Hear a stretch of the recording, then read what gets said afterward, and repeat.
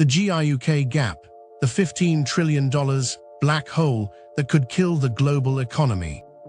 $15 trillion could vanish in 48 hours, not because of a bank run or a warhead, but because a seam under cold water tears. 99% of transatlantic data rides glass threads on the seabed, squeezed through a corridor between Greenland, Iceland, and the United Kingdom. Planes would reroute, banks would go blind, power grids would island. Here's where it gets interesting. One actor has rehearsed this for decades. Russia's main Directorate of Deep-Sea Research, GUGI, sends deep-diving subs and research ships to prowl that seam. But hold on, because what I'm about to tell you next makes it personal. That $15 trillion daily exposure hangs on a handful of repeaters and landing rooms you've never seen, and the people stalking them know it. The seam in the sea, what the GIUK Gap actually is. Picture a map where the North Atlantic narrows without closing, Greenland on the left, Iceland in the middle, the United Kingdom on the right. That opening is the GIUK Gap, and it's not just a nickname from the Cold War. It's a literal funnel cut by geology and sound. Drop under the waves. The continental shelf falls away into deep basins. The Reykjanes Ridge runs southwest from Iceland like a rock spine, and the Faroe Shetland Channel slices deep water right up to the British Isles. This bathymetry matters because water layers bend sound, and those layers make acoustic highways. Submarines hide on them. Sonar listens along them. The physics pins everyone to the same lanes. Now lay the glass. Modern transatlantic fiber isn't a spiderweb. It's a handful of thick trunks bunched along the fastest routes. AE Connect hooks New York to Ireland. Havfru, also called AEC2, jumps into County Mayo and Denmark. Dunant throws bandwidth from Virginia Beach to France, but traffic still leans toward the shortest geodesics, and those geodesics brush the GIUK approaches. Apollo TAT-14, before it was retired, generations of wet plant keep choosing the same handful of seabed corridors because distance is money, and latency is money squared. Here's where it gets interesting. On paper, there's redundancy, multiple systems, diverse owners. In practice, those cables share seabed trenches, converge on the same landing stations, and plug into the same power feed equipment rooms a few meters apart. A backhoe in the wrong duct, a flood in a single building, or a trawler dragging an anchor across a clustered route turns redundant into correlated. Insurers quietly price that truth. Premiums bend upward near the GIUK lanes because underwriters read route maps more closely than marketing brochures, and because 99% of that transatlantic data has nowhere else to go fast. Zoom out to energy. Along the corridor's economic edge sit the big connectors that make Northern Europe hum. The North Sea Link moves 1.4 gigawatts between Norway and Great Britain. Viking Link ties Denmark to Britain with another 1.4 gigawatts. North Sea gas and LNG traffic skim the same weather and the same risk. When interconnectors trip in a storm, British power prices jump within minutes. When an LNG tanker misses its slot at Milford Haven or Isle of Grain, a week ripples through the grid. The web is tight, and the GIUK Gap is the narrow face of it. Above it all, patrol math has never gone away. After the late 1940s through the 1960s, the United States and allies laced the ocean floor with SOSUS, fixed hydrophone arrays to listen for loud, fast submarines. It worked so well it wrote doctrine. Track the Soviet boats through the gap, hold the line, sleep better. Today the kit is different. P-8A Poseidons, surface ships, towed arrays, but the logic is the same. If you can hear and herd traffic through a chokepoint, you own time. But there was one problem. The ocean changed more than the playbook did. Submarines got quieter, especially diesel electrics with air-independent propulsion that can loiter slow and silent. The seabed got crowded. Hyperscale data centers pulled routes toward London and Dublin, and private consortia stacked wet plant where latency wins deals. Offshore wind farms pushed cables, substations, and exclusion zones into once empty water. A peacetime industrial ocean now sits on top of a wartime chessboard. And then there's the human habit of forgetting where the real limit lives. We tell ourselves satellites will pick up the slack if a cable snaps. They won't. 99% of international data moves by subsea fiber because space doesn't have the capacity or the physics. Latency across low Earth orbit is fine for a Zoom call. It's a disaster for high-frequency trading, CLS settlement cutoffs, and real-time control signals. The backbone is wet, not orbital, and that's exactly why $15 trillion in daily exposure shakes when this seam does. Okay, so what exactly runs through this seam that turns a geographic quirk into a balance sheet risk? Here's the crazy part: payments. SWIFT messages ride these cables to tell banks who owes who, when, and how much. Continuous linked settlement, CLS, nets out foreign exchange deals worth trillions every day across time zones. Clearing houses for securities and derivatives ping both sides of the Atlantic constantly to mark positions and call margin. Their heartbeat follows the shortest, cleanest fiber they can buy. That route runs past the GIUK doors, and that's where the $15 trillion daily exposure stops being a headline and starts being your cutoff time. Remember the old Cold War line about the unsinkable aircraft carrier of the United Kingdom? That mindset bled into how planners saw the gap: layered, defended, manageable. It blinded them to a different kind of exposure: civilian, private, physical, laid along the same lines. The oil and gas boom in the North Sea made routine seabed work feel normal. You lay pipe, bury cable, wait for a weather window, fix what breaks. But that peacetime rhythm hides a truth. In winter, mean time to repair stretches from days to weeks. There aren't many specialized cable ships. Permits and sea state don't care about your SLA. Now add the shadow players. Russia's GUGI, the main directorate of deep-sea research, runs deep-diving submarines and oceanographic vessels that can map, monitor, and meddle with infrastructure at depth. Think titanium hulls like the AS-31 Losharik. Think the research ship Yanta, bristling with submersibles, loitering along cable routes with its AIS on until it's not. Western reports and parliamentary inquiries keep circling the same worry. The probing is persistent, the coverage is thin, and the attribution is murky. But hold on, because what I'm about to tell you next makes it worse. GUGI doesn't need to cut. It can learn, tap, and time repairs to maximize pain while everyone argues about weather. So the GIUK gap isn't a line on an old NATO chart. It's a seam where physics, finance, and habit meet. A funnel for sound and steel. A trench full of glass and copper. A place where the promise of redundancy turns under stress into a cluster that fails together. If you want to understand the risk, you start here, at the shape of the seabed, the pull of latency, and the myth that we've got enough slack in the system to shrug off a tear. We don't. Follow the money, how markets price the gap. So if the seabed is the seam, money is the pressure. Markets don't buy stories, they buy risk, and they price it every day. To see what the GIUK gap really means, you follow the premiums, the routes, and the clocks that run the modern economy, because 99% of cross-Atlantic data and roughly $15 trillion in daily settlement exposure live on those lines. Start shallow: insurance. Underwriters stare at route maps the way traders stare at charts.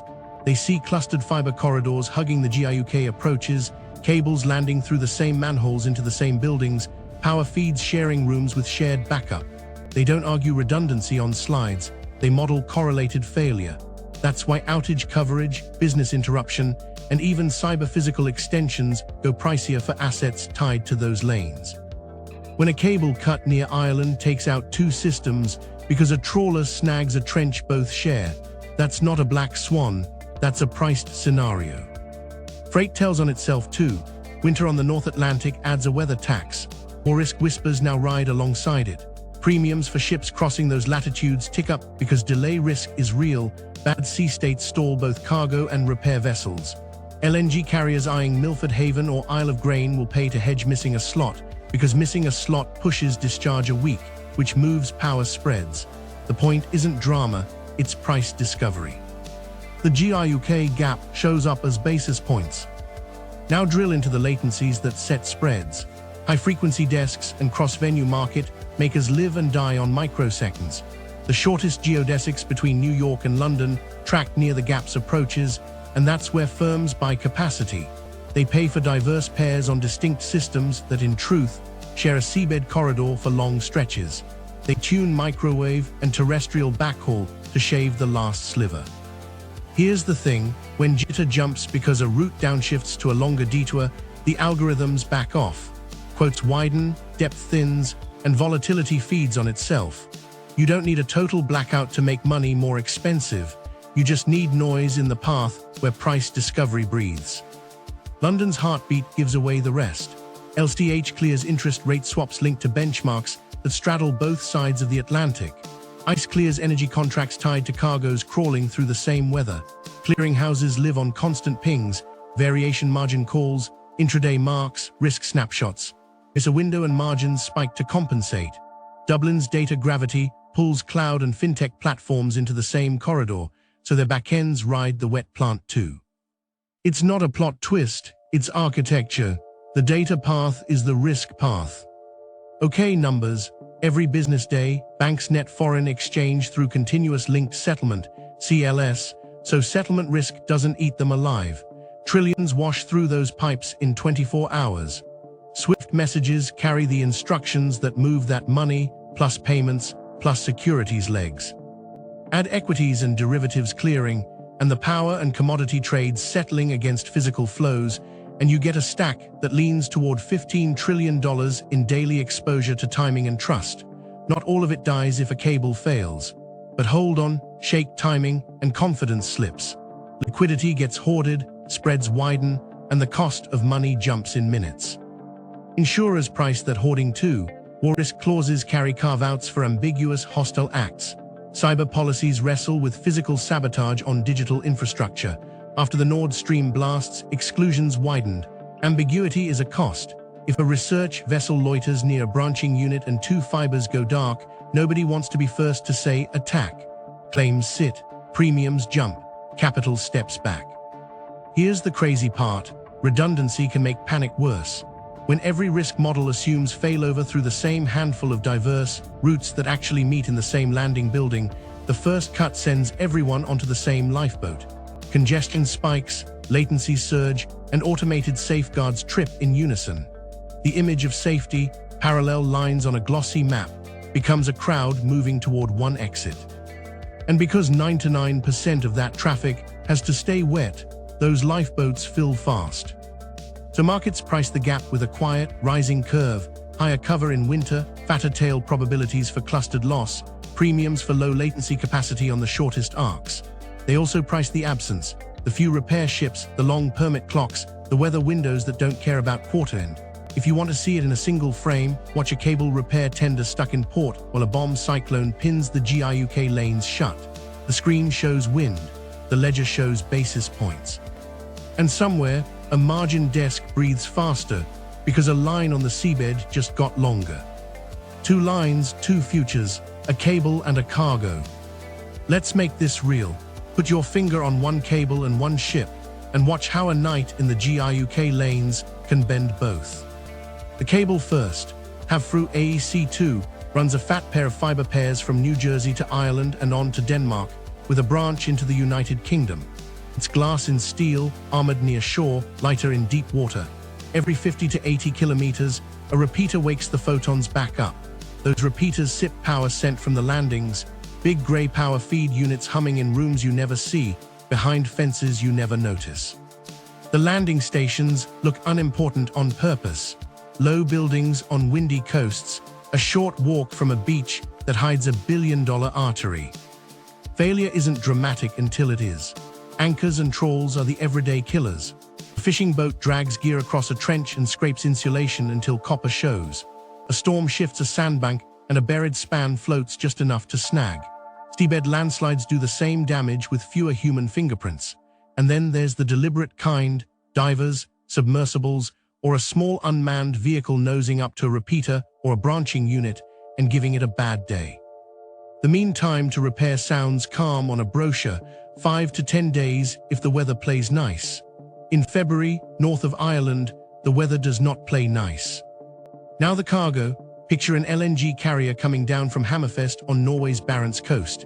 It's fat with gas bound for the United Kingdom, slot booked at Milford Haven for Wednesday morning. The route skirts the rough side of Iceland's weather, then drops south along the corridor's edge. Crew watches the forecast the way a surgeon watches a heart monitor. Wind, swell, visibility, the tug availability in port. Miss that slot and you don't just rebook an hour later, you probably anchor. Maybe for days. Power traders in London can see that anchor icon on AIS, and they move spreads by the minute. Here's the setup. A bomb cyclone runs down off Greenland. The swell stacks into the Faroe, Shetland Channel and throws spray over decks in the North Sea. In the same 12-hour window, a trawler reports a winch jam near a known cable corridor west of County Mayo. Its AIS looks jittery, normal in bad weather, but the track hugs a repeater farm a little too neatly. At 02:13, monitoring alarms chirp in a landing station. One pair drops. At 02:17, a second span on a diverse system in the same trench starts throwing errors. The NOC reroutes, but the backup is a longer geodesic. Latency jumps, not a blackout, just enough jitter to make the fast money flinch. Meanwhile, the LNG captain calls in. Harbor says the swell at the breakwater is over the tug limit. Safety first. Stand off. The clock starts. Each hour in anchorage pushes discharge, and discharge pushes nominational flows on the grid. Traders recalc. The UK-Norway interconnector is already seesawing because of wind variability, and now a gas cargo waiting outside port turns an ordinary spike into a shape people remember. Back on the cable, the operator pages the repair contractor. There are only a handful of ships in Europe that can grab the right grapnel, cut, splice, and test in winter seas. One is in port in Scotland, pinned by the same storm. Permits to work in international waters near exclusive economic zones don't sign themselves, and the weather window that looked okay on Monday now closes by Wednesday. The repair ETA slips from 5 days to 9 to weather dependent. Everyone hates that phrase. Get ready for this. You don't need sabotage to build a crisis. Correlated exposure does it for you. The trawler might be exactly what it says it is. The ship's winch really could have jammed, but because both cables sit in the same trench and land in the same building, the redundant path adds delay at the worst moment. Because the LNG slot misses by 12 hours, a simple winter storm becomes a week-long gap you can't paper over. And since CLS, SWIFT, and market data all lean on those same shortest paths, the $15 trillion clock starts to stutter. And here's the thing. While ops teams file tickets and port captains juggle tugs, Russia's GUGI doesn't have to touch anything to learn. A research vessel loitering inside the weather, logging seabed profiles near branching units, watches who sails, who listens, who escorts. A small UUV can swim a grid in swell that grounds frigates. The rehearsal is the reconnaissance. The system shows its seams by how it strains. Two lines, one bends light, one moves heat. Both cross the same angry water at the same time. Break one, and the other gets harder to land. Delay one, and the money that counts seconds now counts days. That's not a thought experiment. That's a Tuesday in February when the Gap decides to remind everyone who really sets the clock. The hunters and the ghosts, submarines, drones, and research ships.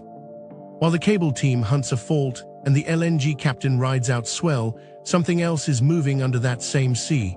Not fast, not loud, patient. The hunters who treat the GIUK lanes like a laboratory don't need headlines. They need patterns, gaps, and time. Start with the boats that breathe silence. Diesel-electric submarines running on air-independent propulsion don't chase speed. They loiter, slow is stealth. They park on the thermal layers those basins carve, where sound bends and dies. Legacy plans assumed you catch motion crossing the gap. But here's the thing. A modern AIP boat can sit almost still on the rakegen's shoulder, watch traffic, and wait for a window that weather gifts and patrol math can't close. Now fold in the deep divers. Russia's main Directorate of Deep Sea Research, GUGI, sits outside the normal Navy chain with its own mission set. Map the seabed, touch what matters, and leave few fingerprints. Think titanium pressure hulls designed for depth, like there's 31 Losharek family tied to motherships that carry them close, then slip them down. Their world is repeaters, branching units, and the power feed harmonics you learn to hear if you sit near the right cable long enough. They don't need to cut to learn. Tapping, spoofing, stress testing, those live in the playbook too. Above them, the ghosts with names. Oceanographic, ships like Yanta wear the science story, sonars, submersibles, cranes, a crew that logs seabed profiles. They keep AIS on when a NATO frigate is near and go dark in the weather windows nobody wants.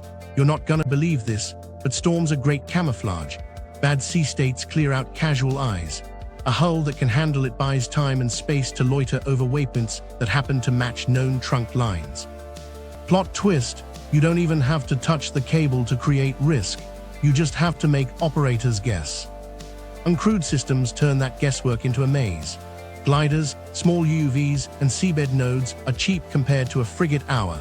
A glider rides buoyancy to creep a zigzag across a corridor for weeks, sniffing for the electromagnetic whispers of a repeater or the tiny acoustic signature of high-voltage power feeds. A small UUV can hug bottom, pop a periscope of sensors into a sanded trench, and leave without a wake. Drop a handful, and you've got persistence that outlasts a patrol cycle by an order of magnitude. Exactly the kind of patience GUGI is built to use. Meanwhile, patrol math stays cruel. P-8A Poseidons can lay sonar by curtains and chase a contact, but crew, weather and range write hard limits. Frigates pull double duty, escorting high-value shipping one week, hunting a suspected sub the next. The grid is wide, the water is loud, and winter shrinks every sortie window. Cable repair ships. There are few, they're slow, and they're soft targets if someone wants to play chicken without firing a shot. Even a fishing fleet can crowd a work site into paralysis if the goal is delay without blame. Here's where it gets interesting. What nobody outside the small community knew for years is how much doctrine drifted under the surface. Seabed warfare isn't theory, it's a discipline. Find the weak points.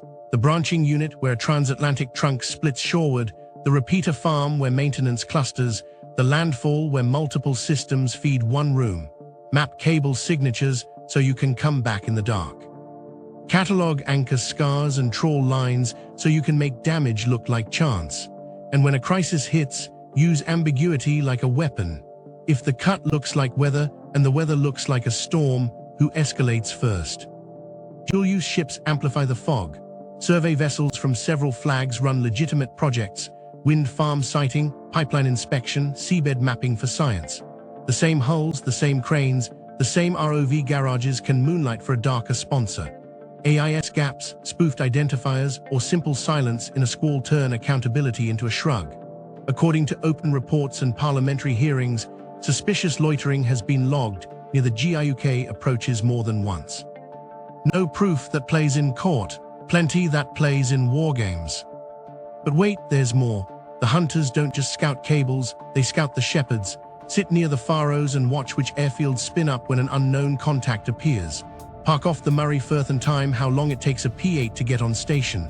Lurk near a cable landing and note whether a police car, a van, or no one shows when a sensor trips. Every reaction teaches. Every delay is a data point. The rehearsal is the mission. From their perspective, the GIUK Gap is a test range wrapped in legal gray.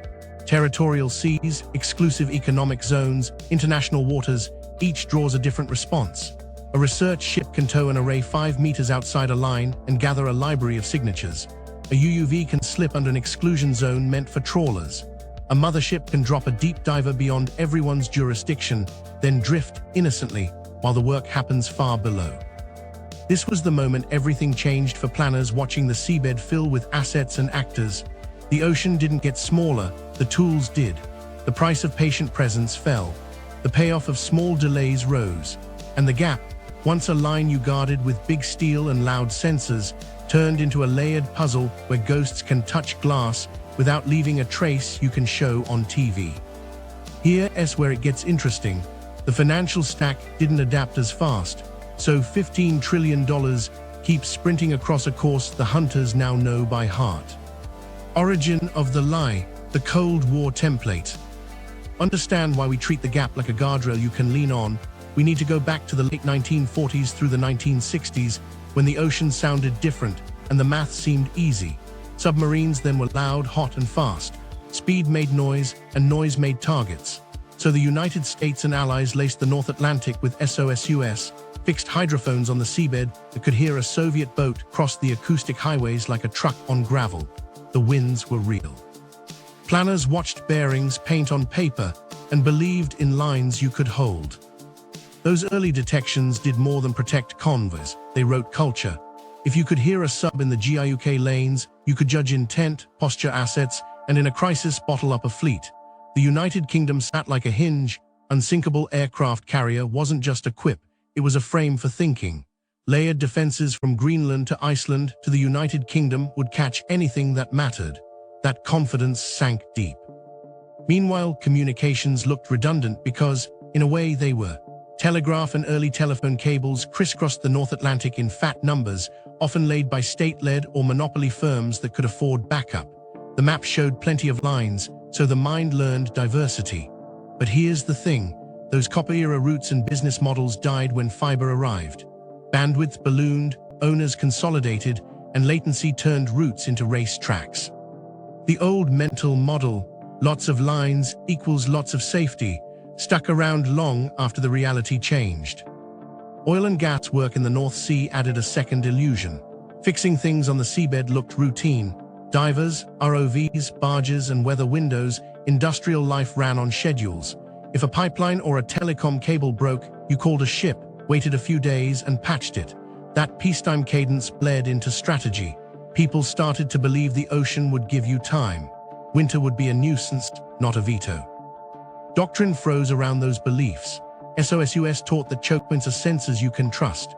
Navy tasking and budgets grew up assuming transits would be loud enough and rare enough to track. Civil planners assumed cable redundancy because legacy maps and procurement slides said so. And the idea that civilian infrastructure sat outside the line of fire, well, that was convenient, so it stuck. You could plan a war at sea without thinking about a landing station behind a dune. What nobody priced was how technology would undercut each pillar. Submarines went quiet and slow. Fiber turned 20 old copper lines into one trunk with repeaters you can pick out by their hum.